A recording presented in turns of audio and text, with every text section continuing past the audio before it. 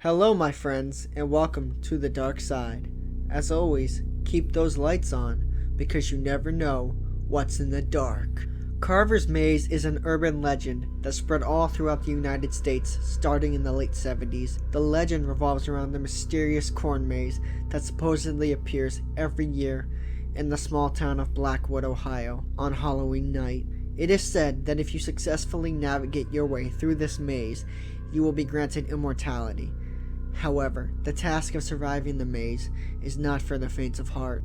You must follow 3 rules. If any of the following rules are broken, you will undoubtedly bring upon yourself the wrath of Carver. He is the guardian of the maze.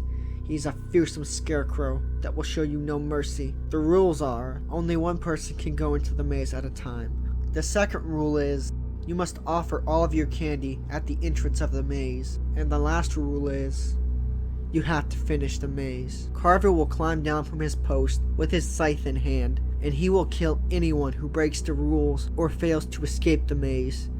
The structure of the maze is quite strange. On the outside, it appears to be nothing more than an average Halloween attraction that children travel through. Yet, once someone enters the maze, it becomes something else. It lives, it breathes, it changes at will, almost like it has a mind of its own. While most people don't survive their encounters with this corn maze from hell, there have been eyewitness accounts and friends and even parents of small children that have witnessed their loved ones vanish.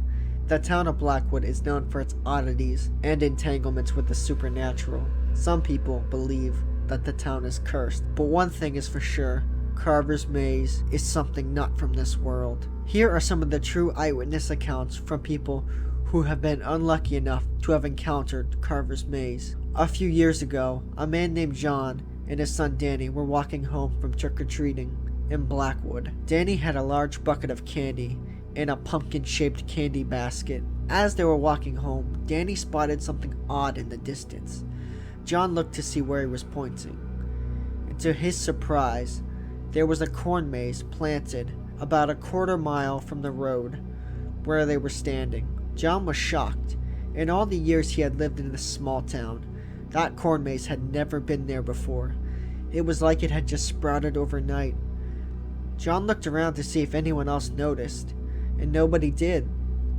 It was like they were chosen. John and Danny felt this odd pull to the maze, something calling them. They just started walking toward it with no explanation, almost like they were being pulled towards something. When they got to the maze, John read the sign outside the maze that posted the 3 rules. John just stood there, paralyzed, unable to move. Danny walked inside the maze. No fear, no emotion, just walked in, as if somebody was pulling him inside. That's the last time John ever saw his son Danny. He never came out of the maze. Nobody is quite sure what happened to him. After about 10 minutes of being paralyzed, John was suddenly freed. He could move. He tried to run into the maze after Danny, but there was some kind of invisible force that wouldn't allow him to enter the maze. He just stood there screaming his son's name, yelling for Danny, and then he looked down, and he saw Danny's candy basket, and to his horror, Danny's head was inside the basket.